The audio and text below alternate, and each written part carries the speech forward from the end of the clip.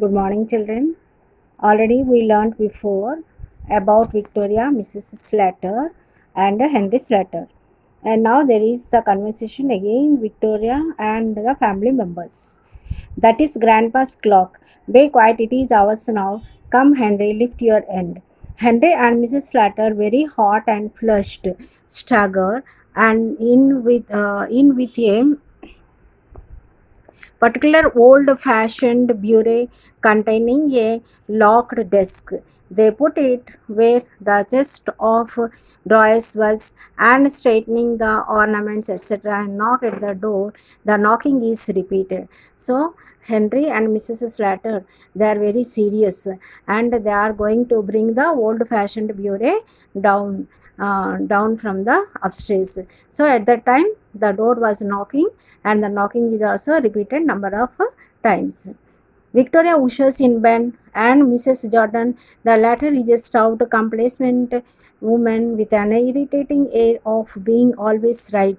She is wearing an outfit of new mourning. Ben is also in complete new mourning. Who is Ben? Ben is the husband of Amelia Slater, and they entered into the house, and Ben is a jovial person, but now he is pretending as if he attended for the undesirable occasions.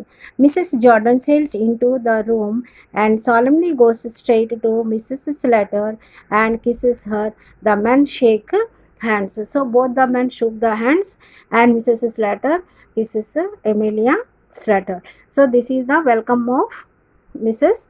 and Mr. Ben. Well, Amelia, and so he has gone at last. Yes, he has gone. He was 72 a fortnight last Sunday. She snips back a tail. So at last, who is gone?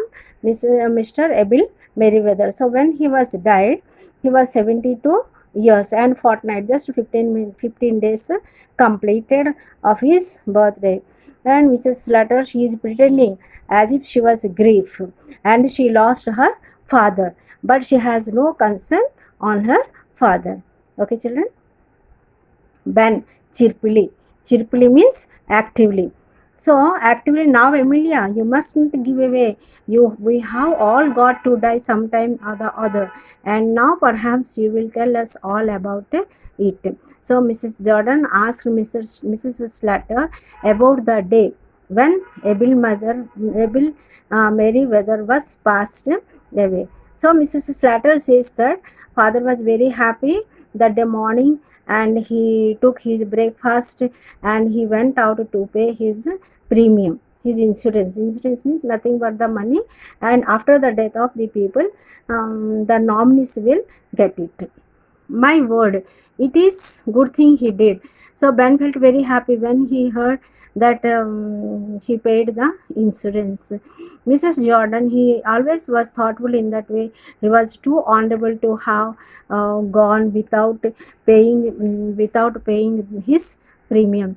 And here Mrs. Slater says that father is always future planning and he did many things for them. And when I came, I found him undressed, sure enough, and snug in bed. Snug means comfortable. And when they went, they noticed that father was not completely in dress, and he was sleeping comfortably on bed. Mrs. Slater, and when we had finished dinner, I thought I would take a bit of something on him and tray. He was lying there all the world as if he was asleep. So I put the tray down on the bureau, correcting herself on the chest of the drawer, went to waken him. A pause. He was quite cold. So Mrs. Slater, first they completed the dinner, and she wanted to go upstairs to provide some food to her father. But when she went with a tray, she noticed that father was no more, and he was completely cold. And then she stopped and she wiped out her eyes, which were full of tears. Mrs. Slater, rising briskly at length in a business-like tone, well, will you go up and look at him now, or shall we have tea? So Mrs. Slater asked. Emilia's letter if they wanted to go to see father, or they would have tea first. Mrs. Jordan, what Mrs. Jordan, what do you say, Ben? I am not particular. Ben, I am not particular. Mrs. Jordan says, Ben, what do you say? Whether they will go upstairs or they will take the tea.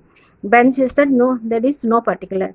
So Mrs. Jordan, surveying the table well, and if the kettle is ready, we may as well take tea first. So they decided to have the tea. Mrs. Latter went into the kitchen and she lit the fire and she brought the tea, and kettle is ready for service.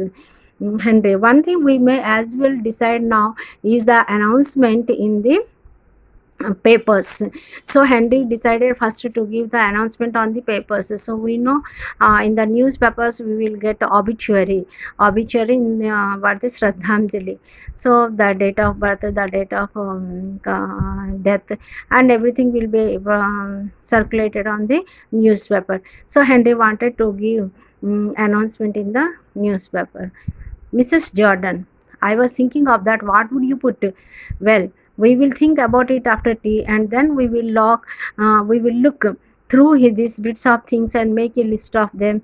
There is all the furniture in his room. So Mrs. Jordan says that first they will take tea, and then they decided to divide, to make a list of things, what sort of things what grandpa has, including furniture in the room also. So from this we know that these people, they are very greedy and they are very jealous.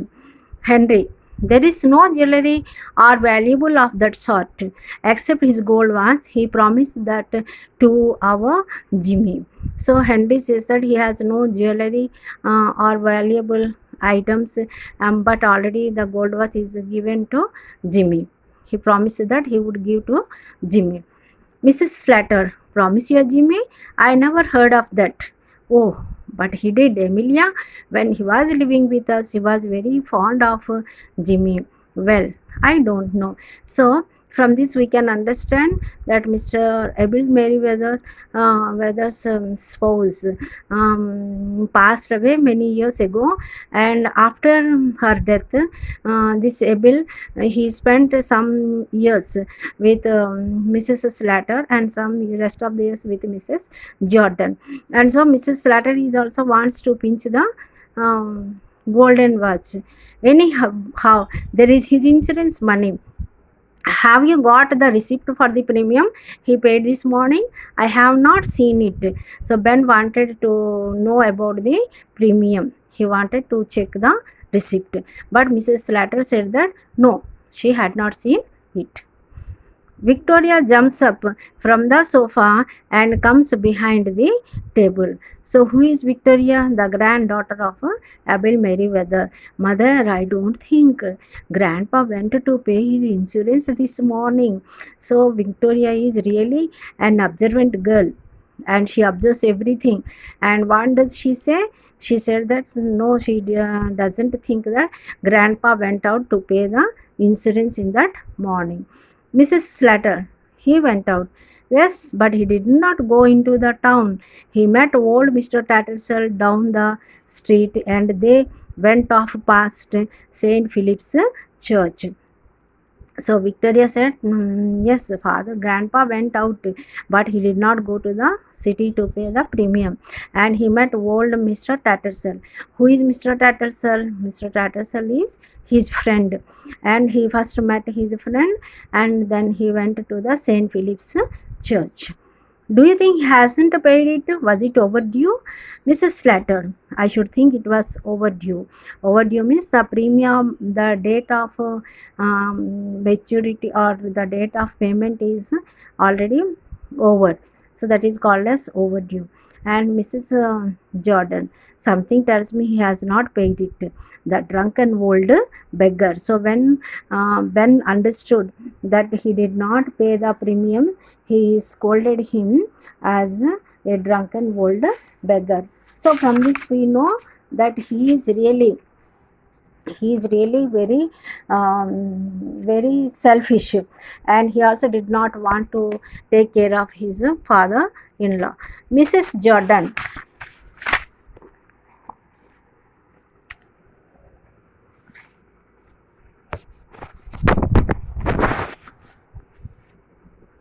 Mrs. Jordan, he has gone it on purpose just to annoy us. Annoy us means to irritate or to make an excitement. Mrs. Slater, after all I have gone for him, having to put up with him in the in the house these 3 years, it is nothing short of swindling. Swindling means nothing but the cheating. Mrs. Slater says that no, he had done nothing, but he simply cheated all the people because they are very greedy and they thought that they would get the money from Abel Meriwether. I had to put up with him for 5 years. So before after the death of their mother, Abel Meriwether lived with Mrs. Jordan for 5 years, and after 5 years he came over to Mrs. Slater. And you were trying to turn him over to us all the time, Henry, but we don't know for certain that he has not paid the premium. But Henry is very good and humble, honest, and he convinces these two sisters that they were not sure whether he paid the premium. Mrs. Slater, Victoria, run upstairs and fetch that bunch of keys that's on your grandpa dressing table. So now Mrs. Slater called Victoria and she asked her daughter to go to upstairs and to bring the bunch of keys. Victoria, timidly, she was very covered. In grandpa's room? Yes. I I don't like to. So Victor, Mrs. Slater asked her to go to grandpa's room, but this is a little girl and she was very scared of going to that room. Mrs. Slater, don't talk to so silly. There is no one who can hurt you. Victoria goes out reluctantly. We will see if he has locked the receipt up in the bureau. So Victoria, she doesn't like to go upstairs, but Mrs. Slater says, no, don't talk so stupid things or foolish things. No one is there, no ghost is there to hurt you. So you go and bring the key. Now in this picture, what do you find? You can see um, Victoria and grandpa was getting down, and here Emilia Slater, Henry, Ben, and Jimmy. All these are the family members, and they were really amazed when they found that grandpa was getting down. Children, observe this picture clearly. In where in this thing he rises and examines it. Mrs. Jordan also rises. Where did you pick that up, Amelia? It is new since last I was here. They examine it closely. Oh, Henry picked it up one day, but she did not go, it seems, completely, and they were examining here and there whether they can find out the keys. Oh, Henry picked up one day. Victoria returns very scared. She closes the door after her.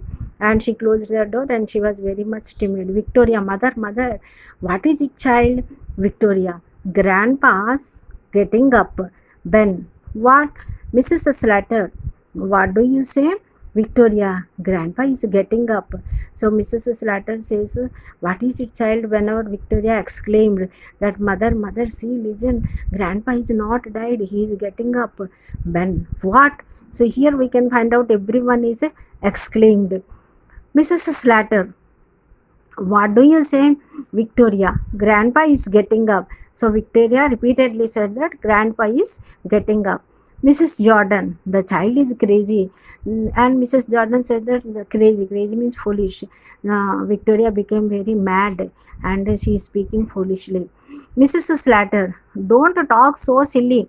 Don't you know your grandpa is dead?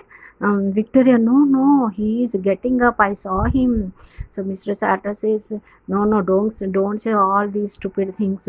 Grandpa was not died at all. And Victoria said, no, he is getting up. I saw him. Who said? Victoria said. They are transfixed with amazing